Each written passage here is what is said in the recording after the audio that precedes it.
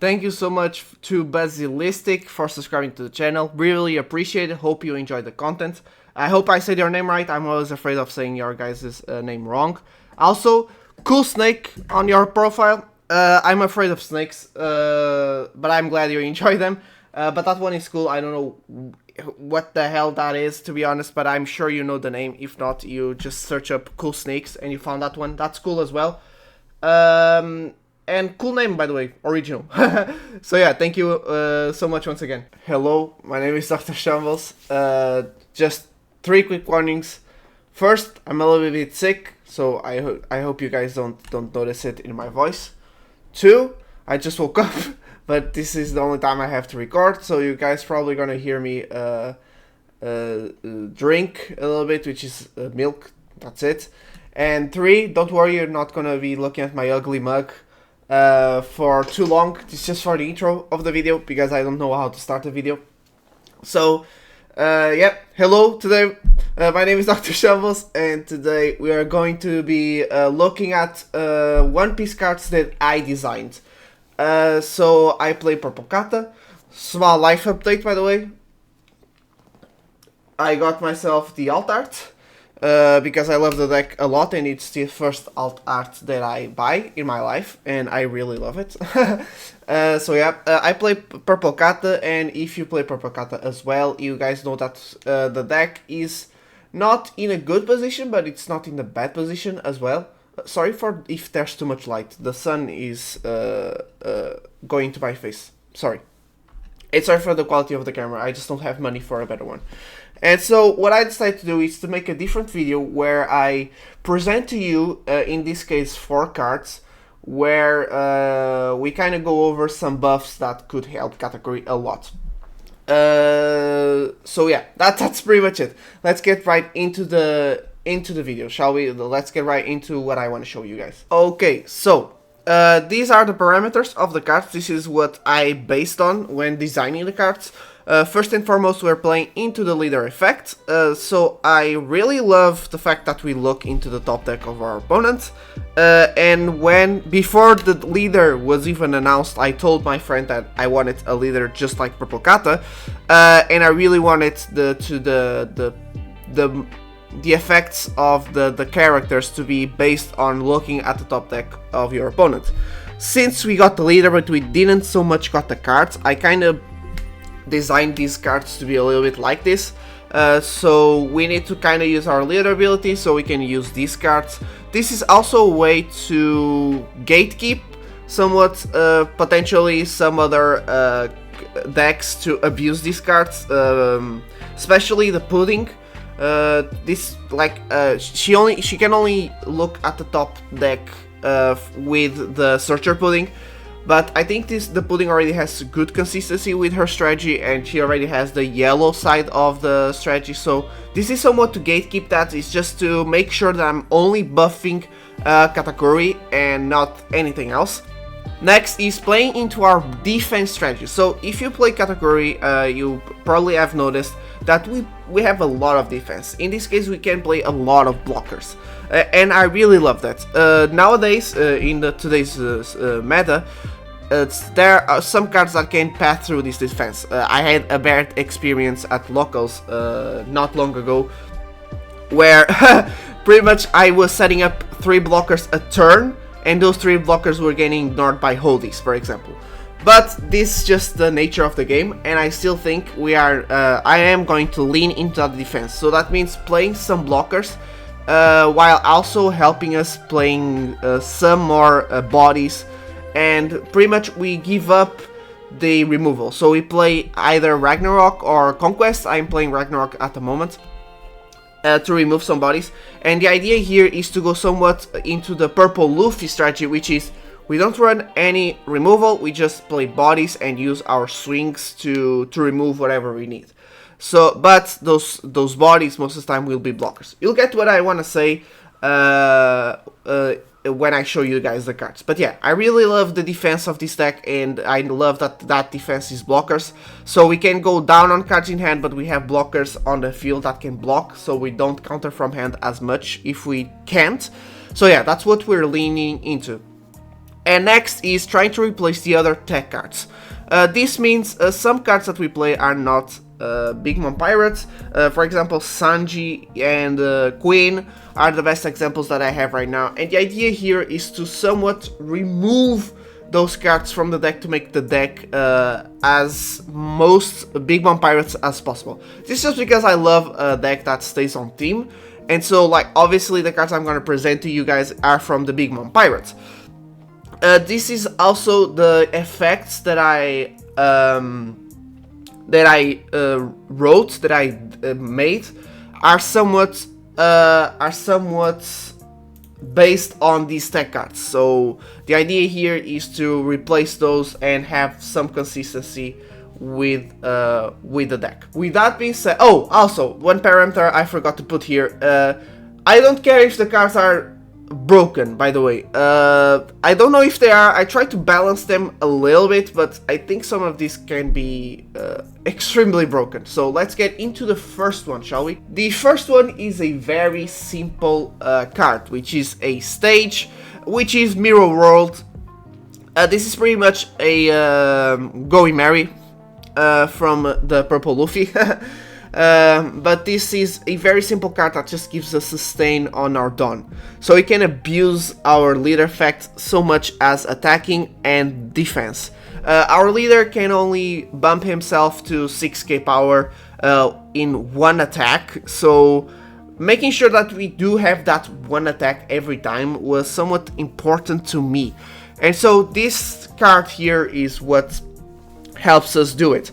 So the idea here was this card would replace the we're going to claim the One Piece, and so you can play it, and if your leader has the type Big Mom Pirates, you draw one card, so it replaces itself automatically.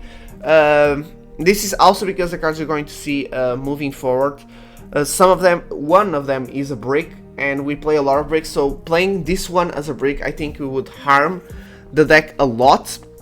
And so I decided to just keep it at least replacing itself. And then you have the simple activate main, you may rest this stage, declare a cost of your choice and reveal one card from the top of your opponent's deck. If the revealed cost is the same as the declared cost, add one Dawn card from your Dawn deck and set it as rest. So this is pretty much just Onigashima, but to the Big Mom Pirates, and to be more specific, to the Katakuri. So you need to use your leader ability, and then you can use this Mirror World to get one rested Dawn. So this card pretty much is just like the 3-cost pudding to keep your Dawn sustained, but this is a 1-cost, so that means you can play it on when going first, play on your first turn, then on your second turn you can play pudding, and you're already ramping up. So yeah, this is pretty good, and I think one thing though, I was very on the fence either to give this the on-play of drawing one card or not. But here's the thing, looking in the perspective of today's meta, the Luffys are getting pretty much everything. That's the reality here, and Luffy has a very good stage, which pretty much gives him somewhat anti-removal, or at the very least a draw, which cycles the deck, which just gives the extreme consistency that the deck has. And so I kind of wanted to help Katakuri have some more consistency as well. So the idea, we already have good consistency with the event we're going to claim the One Piece, but I kind of wanted to give ourselves a sustain of Dawn.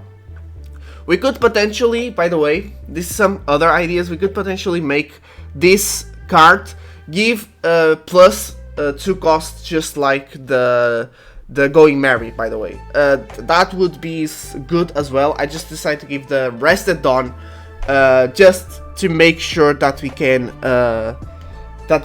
abuse our leader effect, because it's something we cannot do, especially early game. We cannot abuse our leader effect, and so I decided to move the strategy to we can abuse the leader ability, and we're going to be going down more on cards in hand. So that's the idea here, so stay with me now.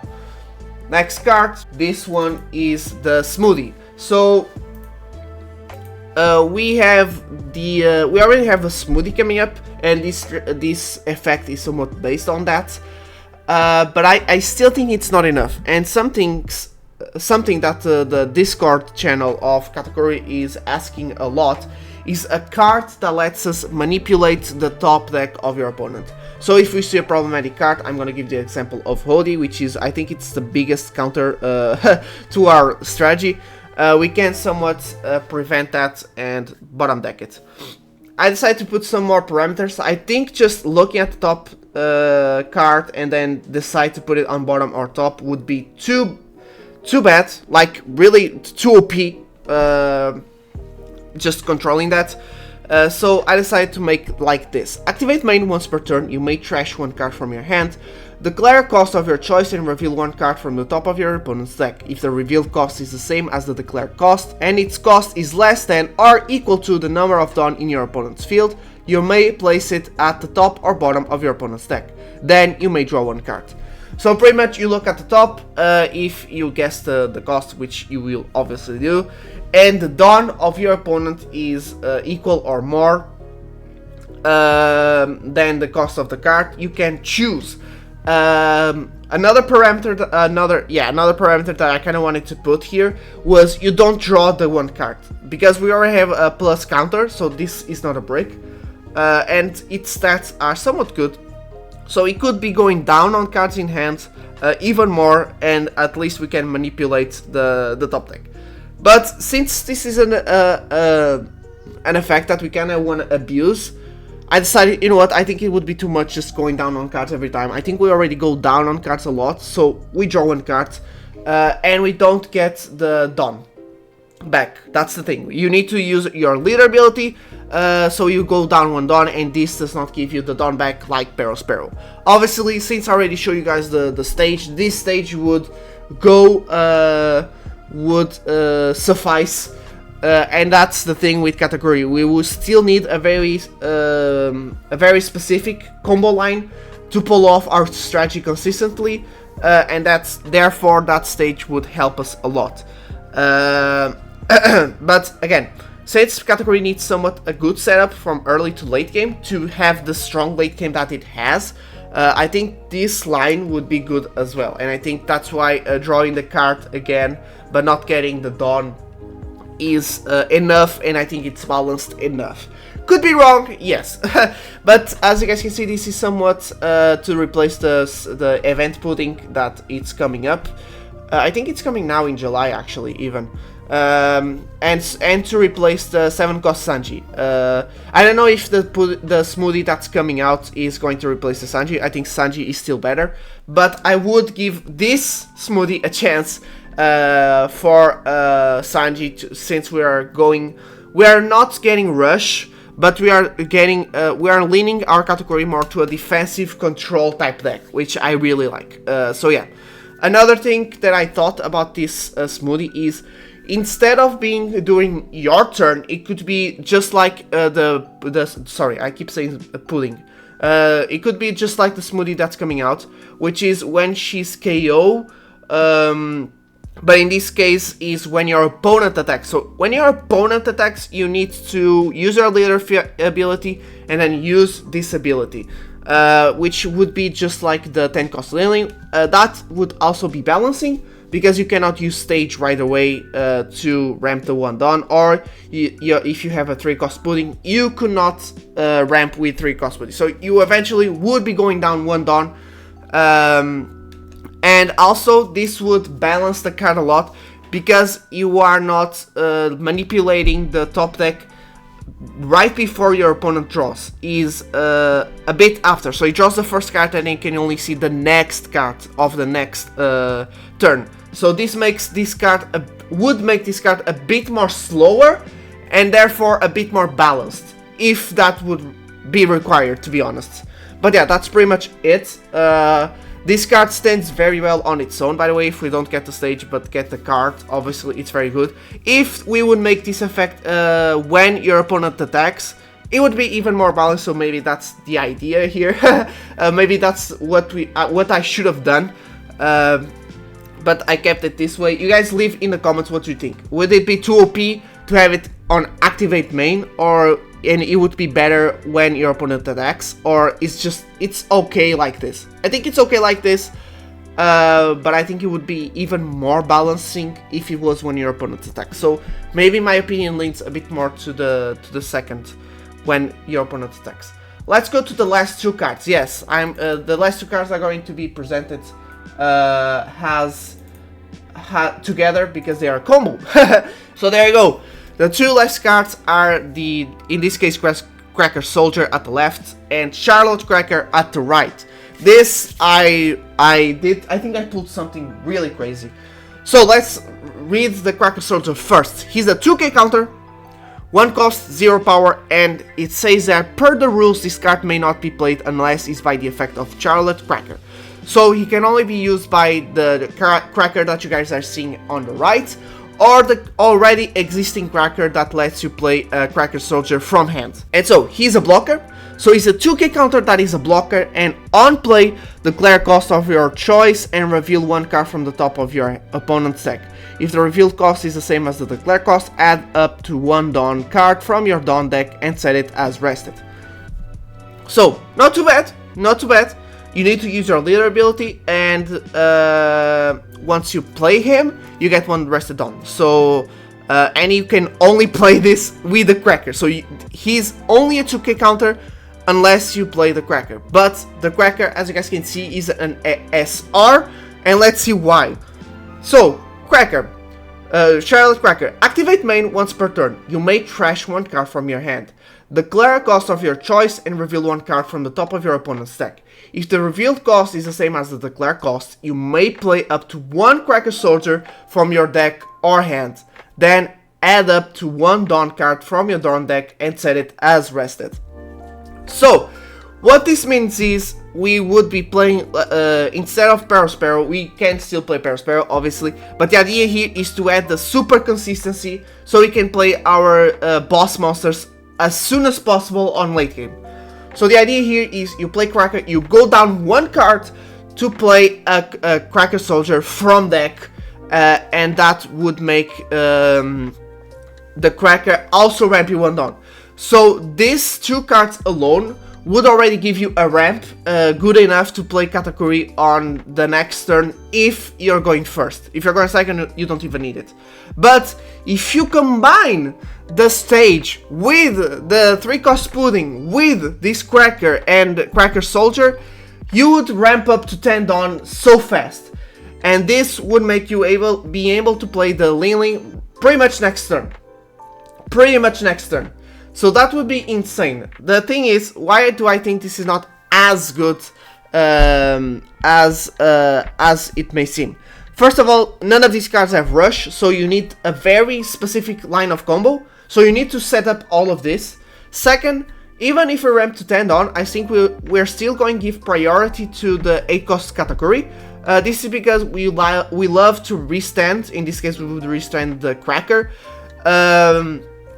So we love to restand that and have our defense and drop Lily only the next turn anyways. And lastly, we're going down on cards in hand as well. So as you guys can see, we do not draw cards and we ramp a lot of Dawn. That's pretty much it. This is also so when we abuse our Lily, we can ramp up back without needing Maria. That's pretty much it. So we can ramp up back to 10 really easily.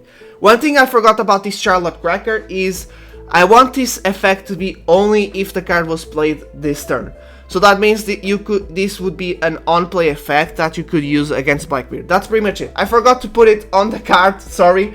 But yeah, the idea here is you can only use this one time. I think it would be too OP if you could potentially spam blockers that both of them ramp you up when done. But yeah, so the idea here is you would go down a lot of cards in hand with the Smoothie and this Cracker, but at least you would ramp up and set up a board more consistently, and I think that would help the deck a lot. The idea here, thanks to this SR Cracker, would be you would play first turn hopefully Stage, second turn 3 cost Pudding, you ramp with the 2, this would make you be at 5 Dawn, and then when you pass turn 7 Dawn, so you cannot play the Katakuri anyways, but you can play a Cracker, play a Soldier puts you to 10 Dawn, and then you still have 2 active Dawns to play the Searchers, to play more like Ananas if you're still playing. So this would help the deck a lot, like the sustain of the deck would be insane. But obviously, as you guys can hear by me talking, if we do spam a lot of cards from hand, that means we have no cards in hand to play with. So that would be the downside, is we can play a lot more, and we do abuse a lot of our 1-Dawns to play even more cards, more Searchers, more blockers, but that would mean we'd be going down even more cards in hand. That would be the downside, and I think that's a good balancing to the deck, is you can play more consistently, but not as many resources, so you have to be careful with that. And that would be the strategy. Again, the Charlotte Cracker would be only on the first turn. If you guys think, you can leave in the comments if you think we could potentially just spam the effect, but I don't think. I think that would be too OP. I think if we have a effect that can go around the Blackbeard effect, that would be good enough. And his stat lines, I think, are good as well. He's a 5-cost 6k power, not a 7k like Sparrow. He has no counter, but his effect, it's completely OP. I think that's a good balancing. His stats are not as good, but and he has no counter, but he's in this case somewhat on play effect. He's absolutely broken. Also, not broken. To be honest, I don't think it's even that broken, but it's really good. And Cracker Soldier, you cannot play this card unless it's with the Cracker effect, and you can only ramp if you know the top card of your opponent. I think that's good. I decided to make Cracker Soldier a 2k. This is just because our deck struggles with space as it is, and so I think making this like a 1k to replace Anana would be too much already. So I'm like, okay, we give Anana, so if we as players want to keep playing the Anana, we can just make replace Sasaki. I think Cracker Soldier would replace Sasaki, and we can still play Anana in case we want to just drop even more 1-cost blockers to be annoying, and go even more down on cards. I think that's the idea here, and that's what makes the card balanced. You cannot play it from hand, you can only play with Cracker. At least it's a 2k, and it ramps you 1 Dawn. So yeah, that's pretty much it. This is pretty much the video, man. I just decided to create some cards, have some fun with this. Hopefully you guys liked it. If you did, drop a like and subscribe, and I'll see you all in the next video, which hopefully will go back to either Kuzan gameplay, because I am going to be playing that deck a bit more on the channel, or some more Purple Kata gameplay, because I just love playing that deck. I made this video thinking about buffs to the deck, but to be honest, like, I love the deck. I don't really care if the deck is strong or weak. I just have so much fun playing with it. So, like, if these buffs or something like this comes or doesn't come, this sounded wrong. I really don't care. Like, I'm just having a lot of fun with the deck. Like, the only problem right now to me, in my opinion, is Holy. Like, Holy just passed through our strategy way too easily, and so I think spamming more blockers would help us a little bit more. That's it. That's the only downside, to be honest. I really love the deck. Sorry, I'm rambling. Thank you so much for watching the video, and I'll see you all in the next one. Goodbye.